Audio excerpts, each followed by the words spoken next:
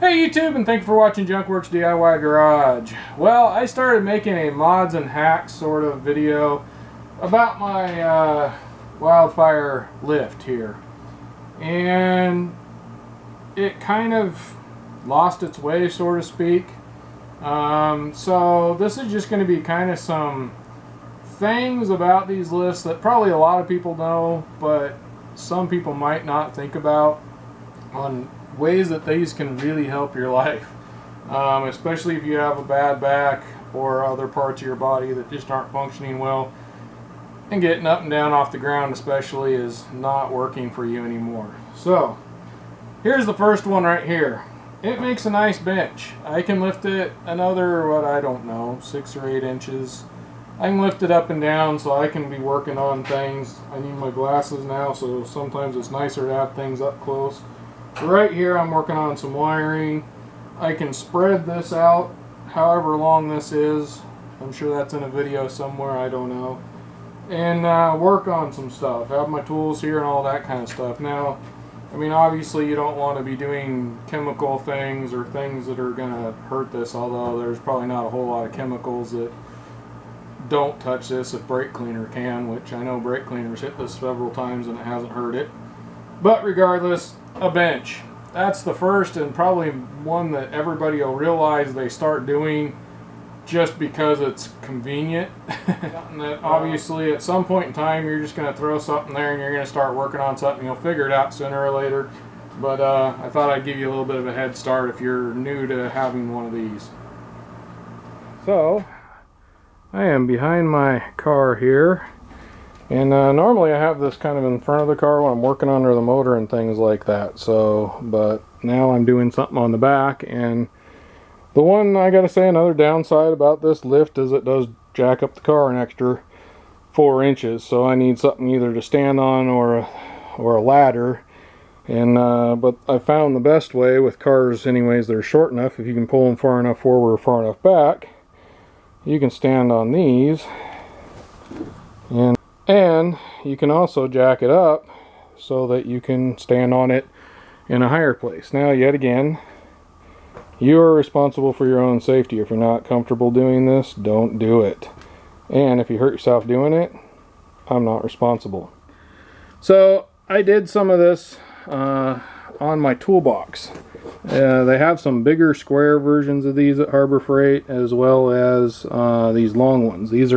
There's 2 long ones right here, and then I cut one of those in half and put those right there. And they just have the paper on the back of them. I cleaned it up real good with some alcohol and stuck them down. Another bonus for, besides being able to stand on this and it not being slippery, is setting tools on top of this or things on top of this. They won't slide around, so it'll make a nice another place to, you know, set tools if I need to. Another benefit for this, and this is yet again another thing that I say, if you do what I do and you hurt yourself or you mess up your equipment, I'm not responsible. If you don't like the way I plan on using it, don't use it that way. But I should be able to jack some things up on this area now without, you know, really scratching it or harming it. And if I need to, I can always buy a chunk of this and replace it. But yet again, this lift is really not probably built to do that. I just know if I needed to for some reason, I probably could, and this would make it a little bit safer, I think. But you are responsible for your own safety yet again. Next thing I'm going to do here is I actually want to move this lever a little bit, and it appears just by more research. Oh, I'm tightening it. Righty tighty, lefty loosey. You can loosen that up, I'm hoping.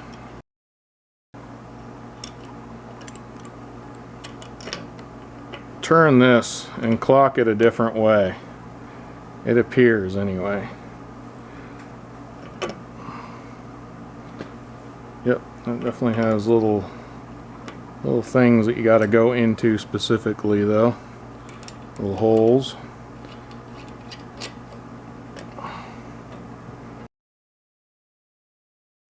And that'll make it so I should be able to push it like that.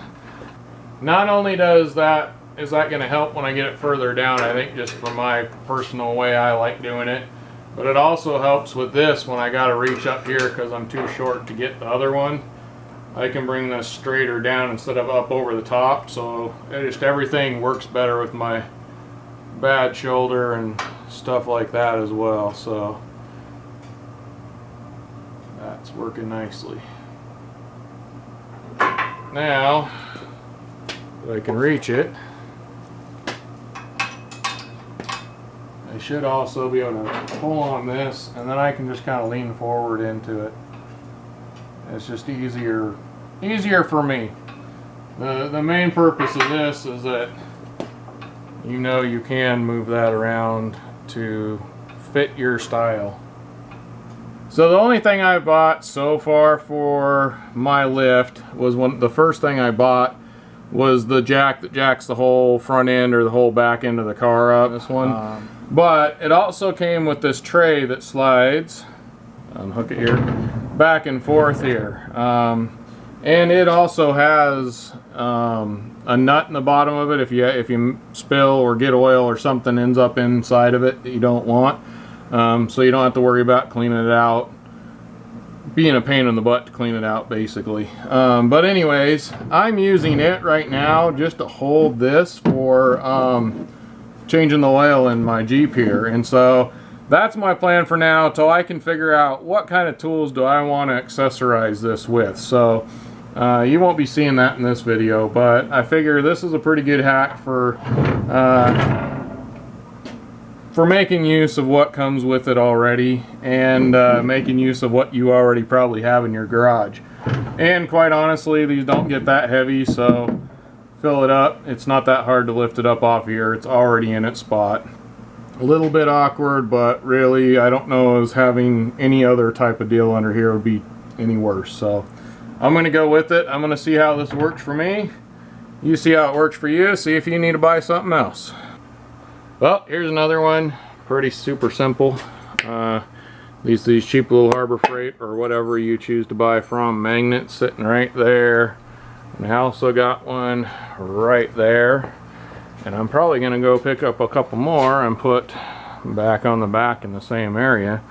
And I noticed I kind of brought these here, and I was putting the parts and pieces while I was working on this wheel here. It was a good place to put lug nuts and stuff I was doing for some brakes. And anyhow, I decided I'm just going to leave those right there. And it's a good place to put them. They're out of the way. I'm not going to hit them when I drive up here when they're over here.